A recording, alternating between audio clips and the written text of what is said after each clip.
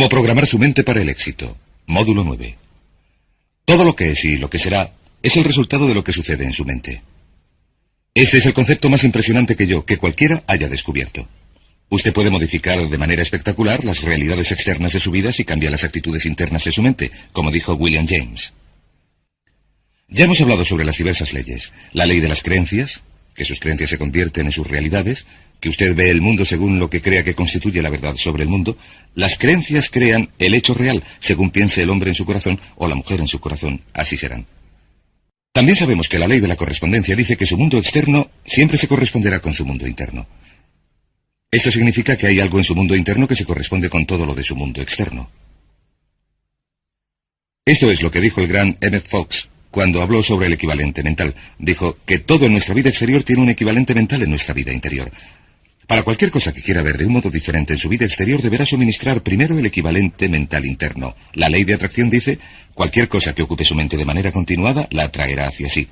Sus pensamientos dominantes establecen un campo de fuerza de energía que atrae a su vida a las personas y las circunstancias que usted necesita. Esto lo comento por el siguiente motivo.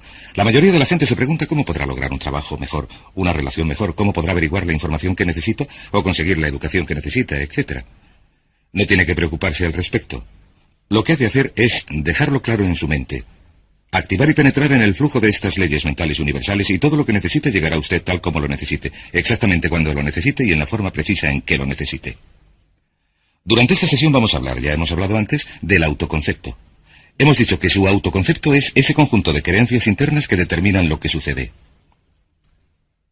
Su autoconcepto es el resultado total de la suma de cada información individual que ha absorbido durante su vida sobre sí mismo y su mundo, y que ha aceptado como verdadera. Se convierte en parte de su autoconcepto. Su autoconcepto es el mecanismo interno correspondiente que determina lo que le sucede. ¿Qué quiere decir esto? Quiere decir que el cambio empieza con un cambio dentro de su autoconcepto. Todo cambio empieza cuando usted absorbe una información que modifica sus creencias. Ahora bien, las creencias son lo más difícil de cambiar, porque las defendemos con gran energía. Tenemos que estar dispuestos a renunciar a nuestras creencias autolimitadoras. Tenemos que estar dispuestos a examinar nuestras creencias sinceramente. Recuerden que hemos hablado del autoconocimiento. Tenemos que estar dispuestos a examinar nuestras creencias sinceramente y a decirnos, ¿me sirven estas creencias? ¿Es esto lo que quiero ser? ¿Es esto lo que quiero hacer? ¿Es esto lo mejor que puedo conseguir? Y uno empieza a cuestionar sus creencias y a cambiar su autoconcepto al absorber una información nueva que evoluciona hasta convertirse en un nuevo concepto. Y esto nos lleva a un concepto llamado la psicología del devenir. La psicología del devenir dice que cada uno de nosotros está en estado de crecimiento y cambio continuos. Nuestros autoconceptos y nuestras creencias se están modificando sin cesar. Por ejemplo, de niños creíamos un conjunto de cosas acerca del mundo de los adultos, de adolescentes otro. Recién cumplidos los 20 años, creíamos otras cosas, y según crecemos y evolucionamos, vamos modificando nuestras creencias y autoconceptos. Cambiamos nuestra propia imagen, cambiamos nuestra forma de ver el mundo, de manera que estamos en proceso de devenir. Esto sucede continuamente y es algo así. Es como una mata seca que lleva el viento. Está evolucionando y cambiando continuamente, pero siempre en la dirección de su meta predominante, siempre en la dirección de aquello en lo que está pensando más intensamente en ese momento. Por ejemplo, un alcohólico o un toxicómano también está haciendo que evolucione y cambie la dirección de su meta predominante porque piensan en su adicción todo el tiempo. Y si usted desea evolucionar y crecer rápidamente, tiene que dejar bien claras estas metas. Las tiene que precisar. Tiene que intensificarlas y pensar en ellas todo el tiempo. A veces, si estudiamos a las personas que lograron grandes éxitos a una edad temprana, averiguamos que tuvieron una obsesión, una preocupación total por un aspecto o campo concreto durante mucho tiempo. Mientras que otras personas, que quizás son mucho mayores, nunca han experimentado una sensación intensa, nunca se han centrado en nada que hayan deseado lograr. Hay dos obstáculos para esta psicología del devenir. El primero se denomina la meóstasis. La meóstasis es el deseo de consistencia. Es un deseo natural de la mente de ser consecuente con lo que ha sucedido en el pasado. Si quieren, nos gusta mantener el status quo. Hay personas que dicen, así es como lo hemos hecho siempre, aquí lo hacemos así, etcétera, etcétera. Hay que vigilar la meóstasis porque lo que hace es que nuestra manera de pensar sea rígida e inflexible. Y la otra es la psicosclerosis. La psicosclerosis es sencillamente el endurecimiento de la actitud. el endurecimiento de la actitud. La gente con psicoesclerosis desarrolla lo que se conoce como ideas fijas. Las ideas fijas llevan a la rigidez y a no estar dispuesto a cambiar. Ambas nos llevan a quedar atascados en la zona cómoda. Recuerden, la tendencia natural de todo comportamiento humano consiste en empezar a hacer las cosas de una manera específica y luego quedar atascado en una zona cómoda. Uno queda atascado en una zona cómoda, en una relación incluso si no es feliz, en un trabajo incluso si no está satisfecho, en un determinado nivel de ingresos incluso si no es suficiente. Hay que luchar contra la zona cómoda porque la zona cómoda se convierte rápidamente en una rutina, en un surco que seguimos, y se dice que el surco se convierte en una tumba. La única diferencia entre un surco y una tumba es la profundidad. También se ha dicho que el surco no es más que una tumba con los extremos borrados, así que pongan mucha atención porque la gran mayoría de las personas de nuestra sociedad tienden a evolucionar de manera natural hasta establecerse en una zona cómoda. Se convierten en los inflexibles paladines del status quo, caen en la rutina e incluso cuando el cambio sería bueno para ellos, no cambian nunca. Esto nos lleva a los dos grandes poderes que controlan todo lo que nos sucede. Y el primero es el poder del amor. El poder del amor es el que da forma a su personalidad y da forma a su destino. El poder del amor simplemente significa que todo lo que hacemos lo hacemos o para obtener amor o para compensar la ausencia de amor. Antes dijimos que la personalidad completa del niño se forma de acuerdo con la calidad y la cantidad del amor que recibe, y que todos los problemas del adulto son el resultado del amor retenido.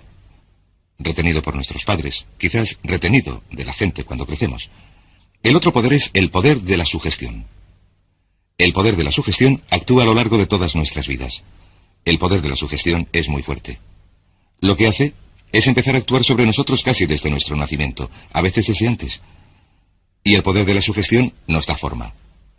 Esto significa que cada uno de nuestros pensamientos, lo que oímos, lo que vemos, tocamos, gustamos o olemos, todo lo que nos afecta de cualquier manera, produce un efecto sobre nuestra personalidad.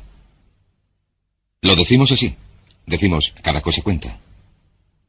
Todo cuenta. Y especialmente cuando nos hacemos adultos, recuerden que todo cuenta. El adulto medio occidental ve entre 20 y 25 horas de televisión por semana. El jubilado medio ve unas 7 horas de televisión y el niño medio ve entre 3 y 4 horas de televisión al día.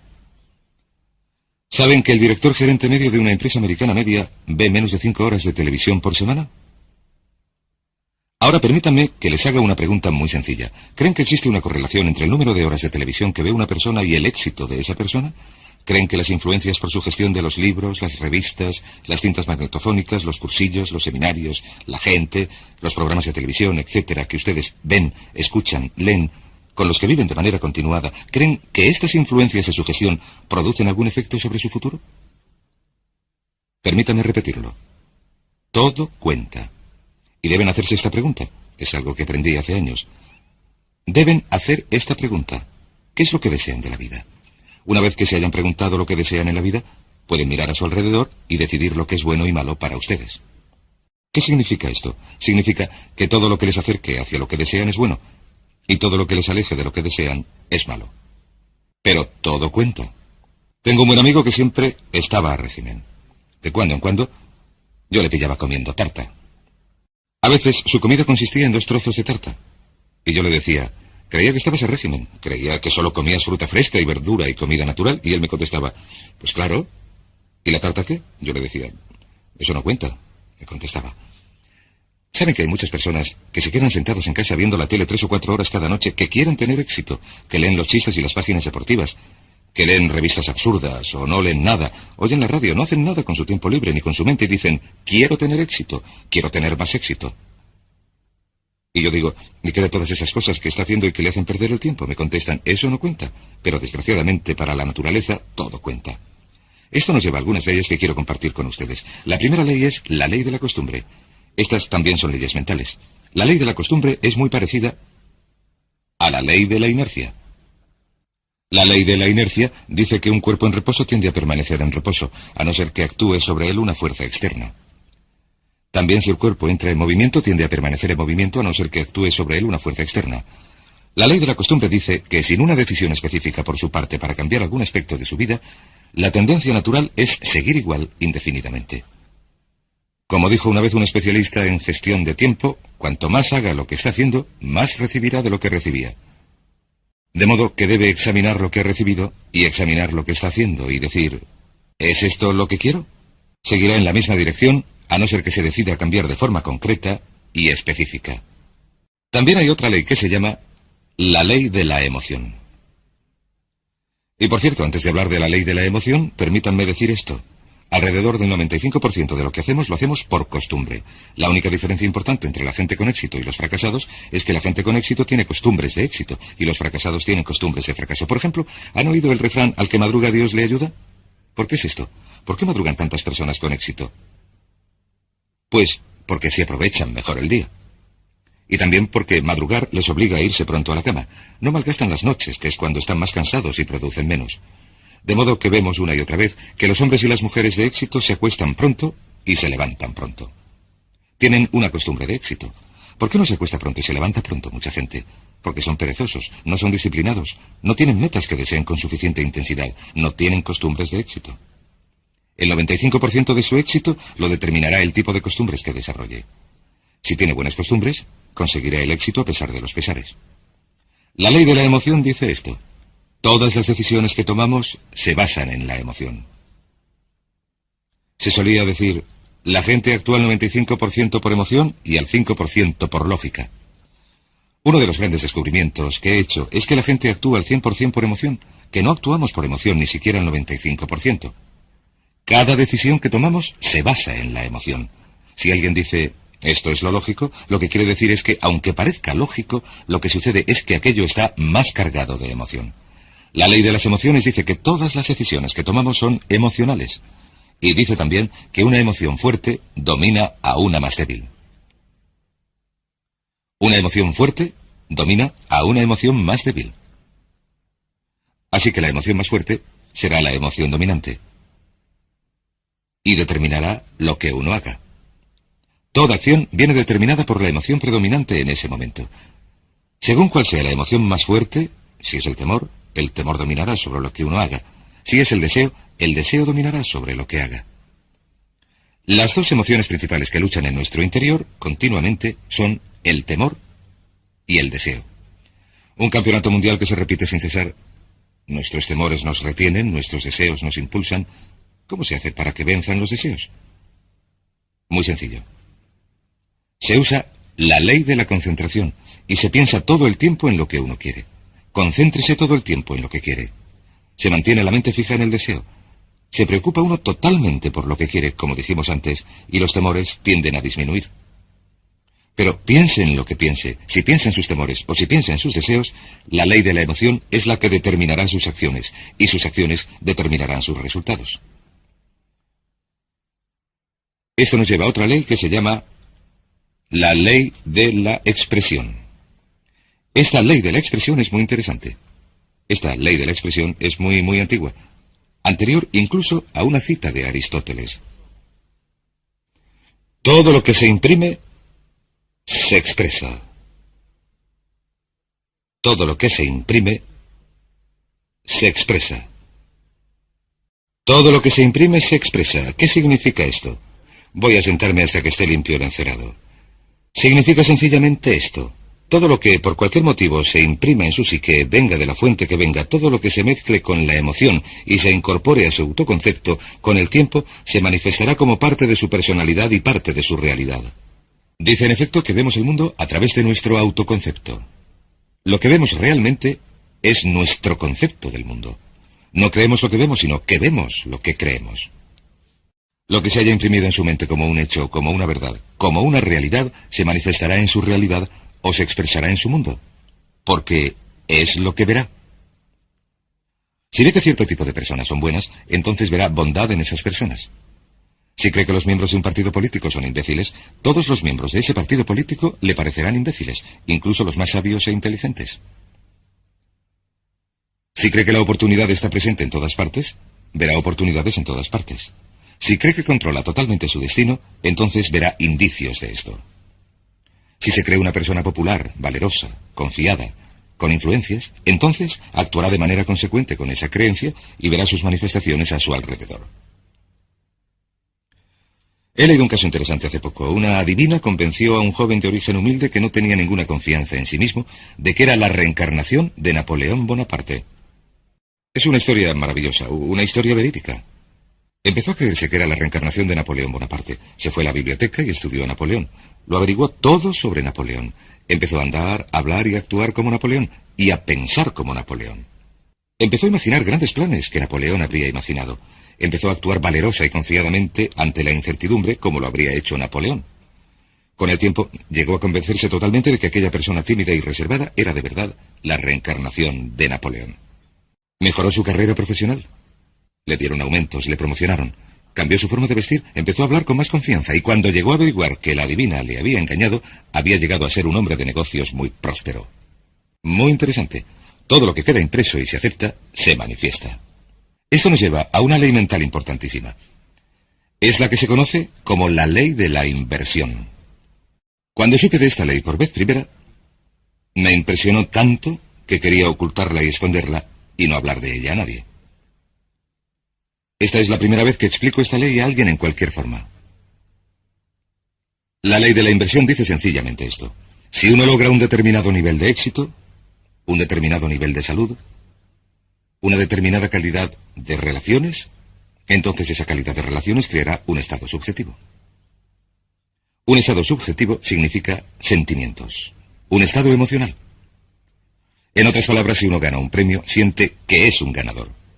Si uno se enamora, siente que es un amante. Si triunfa en los negocios, siente que es un triunfador. Lo objetivo crea. En otras palabras, la realidad objetiva o el hecho llega a crear lo subjetivo o el estado emocional. ¿Les parece que esto tiene sentido? En otras palabras, sucede algo. Uno se siente de maravilla, ya me entienden. Sin embargo, la ley de la inversión dice, si comprenden esto, este hecho por sí solo puede cambiar su vida porque ha cambiado la mía, dice que si uno puede crear de manera artificial el estado subjetivo o la sensación pondrá en acción las leyes de la atracción y de la correspondencia. Atraerá a su vida a la gente, las circunstancias, las oportunidades necesarias para crear algo objetivo que se corresponderá con lo subjetivo. Y el método es este. Es tan sencillo que es sorprendente. Funciona así. Cada vez que piense en algo que verdaderamente desee, imagínese que ya lo tiene. Imagínese que ya lo tiene. Parece un juego de niños, pero es potentísimo. Y lo único que les sugiero es que lo intenten durante un tiempo. Imagínese, cierre los ojos. Piense en ello. Si es necesario, póngase de pie, relájese. Haga lo que quiera, solo imagine que ya lo ha logrado y siéntalo así. Sienta que ya ha logrado el éxito. Como si ya hubiera sucedido en el pasado. Como si ya lo hubiera conseguido. No tiene que volver a preocuparse por ello. Ya ha logrado la sensación. Y si repite esa sensación una y otra vez, esta ley de la inversión creará esta sensación según se concentre más y más en la sensación. De hecho, la sensación empezará a modificar las cosas en su interior y en su exterior, y a impulsarle hacia su meta, o a impulsar su meta hacia usted, y el objetivo se hará realidad precisamente en el momento oportuno y en el lugar oportuno. De hecho, ni siquiera tiene que preocuparse por el proceso entre las distintas etapas. Lo único que tiene que hacer es retener la sensación de manera muy, muy intensa. Hablaremos de ello un poco más cuando hablemos de los métodos de programación mental. La ley siguiente es la ley de la práctica. La ley de la práctica también se conoce como la ley de la repetición. Dice que todo lo que haga una y otra vez con suficiente frecuencia se convierte en una nueva costumbre. ¿Quiere ser una persona positiva, entusiasta? ¿Quiere hacerse rico y próspero?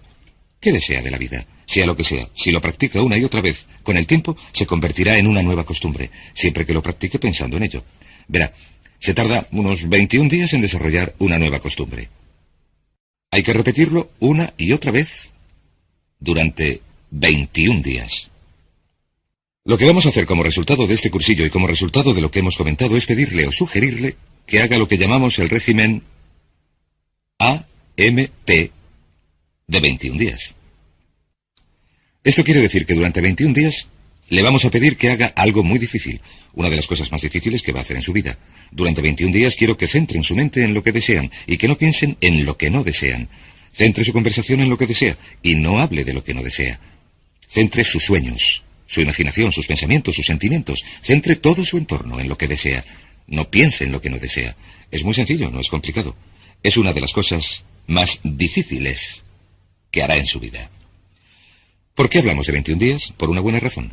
Verán, una gallina con un cerebro minúsculo tarda 21 días sentada tranquilamente, pacientemente, en incubar un huevo. A nosotros nos parece que si una gallina con un cerebro minúsculo puede permanecer 21 días sentada sobre un huevo sin observar ningún cambio, solo porque tiene fe, 21 días pasa sentada sobre el huevo, entonces probablemente podemos pedir a unos adultos con un cerebro que pesa 1,5 kilos, con entre 12.000 y 20.000 millones de células y con capacidad para recordar y retener todos los conocimientos de la humanidad, si se pudiera introducir una sonda en su cerebro, podemos pedir a esos adultos que perseveren durante 21 días. Si puede seguir un régimen de actitud mental positiva durante 21 días, centre en él su mente. Su meta es convertirse en lo que llamamos una persona puramente positiva. Una persona puramente positiva. Porque sabe que si es una persona puramente positiva, si sus conversaciones, sus actos y sus relaciones son puramente positivos, lo que llamamos una persona PPP, y si practica esto durante 21 días, verá que su vida cambiará. Todo cambiará a su alrededor. Su salud, sus relaciones, su trabajo, sus oportunidades y todo lo demás. Es sencillo, pero no es fácil. Si lo puede hacer, si lo puede practicar, se convertirá en costumbre. Incluso la propia ley de la inversión, la propia ley de la emoción, la propia ley de la costumbre empezarán a cambiar. ¿Cuáles son las 4 cosas que necesita para que se opere este cambio importante? Primero, necesita el deseo. El deseo es el punto de partida para cualquier cambio. La pregunta más importante que uno se tiene que hacer en la vida es: ¿hasta qué punto desea lo que desea? ¿Hasta qué punto lo desea? ¿O lo desea de verdad? Verán, hay montones de personas que desean montones de cosas, pero ¿hasta qué punto las desean? Si las desea muchísimo, si las desea con intensidad, entonces nada en el mundo podrá impedir que las logre. Hay una interesante anécdota sobre Sócrates. Sócrates hablaba con uno de sus discípulos que le decía: «Tengo sed de saber, ¿qué puedo hacer para aumentar mis conocimientos?». Y Sócrates le contestó: «El conocimiento es algo que está al alcance de todos. Es fácil de obtener si de verdad lo deseas». El discípulo contestó: «Estoy seguro de que lo deseo de verdad». Y Sócrates le dijo: «Ven conmigo», y le llevó al mar. Y se metió con él en el mar Egeo. Estaban a algo más de 1 metro de profundidad, y Sócrates, un hombre muy fuerte, cogió al joven y le metió la cabeza en el agua. Y el joven empezó a luchar y luchar, a desesperarse. Y por fin le sacó del agua y le dijo: «¿Qué es lo que querías mientras estabas bajo el agua?». Y le respondió: «Lo único que quería era aire. Solamente podía pensar en el aire». Sócrates le dijo: «Cuando desees el conocimiento con la misma intensidad con que deseabas el aire, conseguirás todo el conocimiento que desees. Y cuando usted desee algo con gran intensidad, si tiene deseo, lo logrará». El segundo paso es la decisión. Una y otra vez, cuando viajo, me doy cuenta de que se produce un cambio de primer orden en la vida de una persona cuando toma una decisión. También me doy cuenta de que la mayoría de las personas son increíblemente indecisas. Son muy reacias a tomar decisiones, a restringir sus opciones. Son muy reacias a comprometerse en cualquier sentido, y al no comprometerse, se limitan a ir a la deriva. Desgraciadamente, se condenan a vivir bajo la ley del accidente. De modo que el siguiente paso es tomar una decisión muy clara, inequívoca, de que esto es lo que quiere y que está dispuesto a pagar un precio para lograrlo. Hay un librito muy interesante escrito por Michael Hernacki que se llama El secreto definitivo. El autor dice que la clave del éxito consiste sencillamente en esto, en que uno esté dispuesto a hacer lo que sea necesario, que esté dispuesto a hacer lo que sea necesario. Que esté dispuesto a hacer lo que sea necesario. Una vez que haya tomado la decisión, ha de estar dispuesto a realizar el esfuerzo adicional. Ha de estar dispuesto a hacer lo que sea necesario. Lo interesante es que nunca se ha de hacer todo lo que sea necesario. Sin embargo, hay que estar dispuesto a hacerlo. Y esta decisión inequívoca de vencer o morir, ese compromiso al 100% es lo que supone toda la diferencia en su éxito.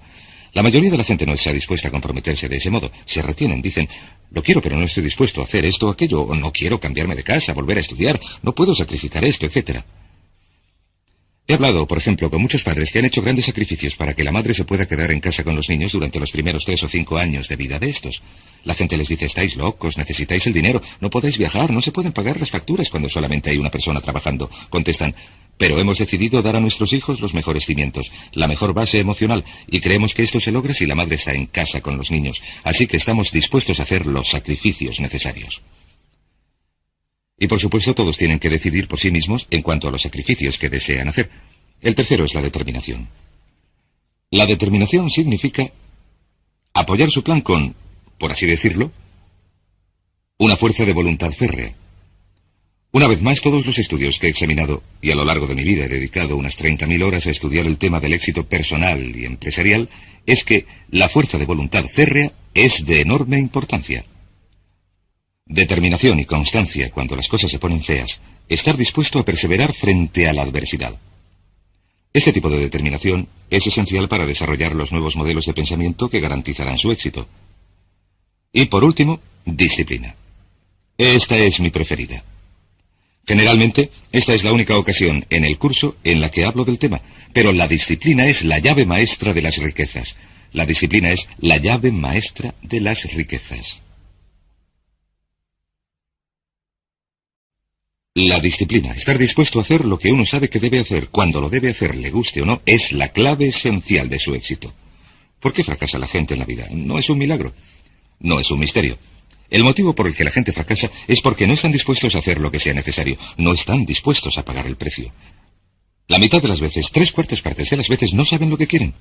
Y los que lo saben, no son capaces de imponerse disciplina, de modo que la próxima vez que esté sentado viendo la televisión, la próxima vez que vaya en coche oyendo la radio en lugar de oír programas en cintas magnetofónicas, pregúntese sinceramente, en relación con la vida maravillosa que podría disfrutar, en relación con todas las cosas que desea, ¿me está acercando esto a mi meta o me está alejando de ella? Porque la verdad del asunto es que todo le acerca a su meta o le aleja de su meta, que nada es neutral, todo cuenta, que el tiempo pasa, el tiempo vuela. Ahora mismo, el reloj está haciendo tic-tac. Un buen amigo mío decía, recuerda que la vida no es un ensayo, es la función real. Y lo que uno se tiene que preguntar es, ¿soy sincero cuando digo que soy y tengo y hago todo lo que me es posible? Si sigue un régimen mental de 21 días, un régimen de AMP, si centra sus pensamientos en lo que desea durante 21 días, si practica la ley y desarrolla nuevas costumbres, si repite las cosas una y otra vez, practica la ley de la inversión, y se imagina como la persona que desea ser, y practica la ley de la expresión, que todo lo que se imprime en su mente se expresa, se manifiesta en su realidad, verá que se producen cambios espectaculares en su vida, a veces mucho más deprisa de lo que se pueda imaginar ahora. Créame, yo lo sé. He intentado y probado todo lo que les recomiendo. Miles de antiguos alumnos míos lo han hecho y han logrado resultados estupendos. Serán estupendos también para usted. Hablaremos más de ello durante el siguiente módulo.